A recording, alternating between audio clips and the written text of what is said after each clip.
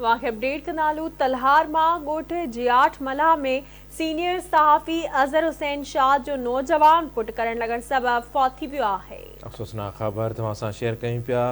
नौजवान करंट लॻण सबबि फौत थी वियो आहे। 16 वरनि जे ग़ुलाम हुसैन शाह खे करंट लॻो।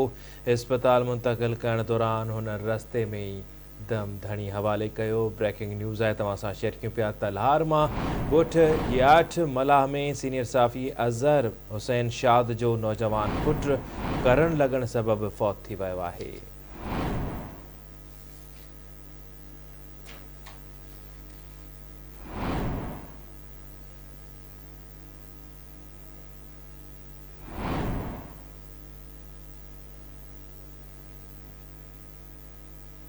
एक भेरो ॿीहर ब्रेकिंग न्यूज़ तव्हां सां शेयर कयूं पिया। नौजवान करंट लॻण सबबि फौत थी वियो आहे। तव्हांखे आगाही ॾियूं पिया। ब्रेकिंग न्यूज़ आहे, 16 वरनि जे ग़ुलाम हुसैन शाह खे करंट लॻो। इस्पताल मुंतक़िल करण दौरान रस्ते में फौत थी वियो।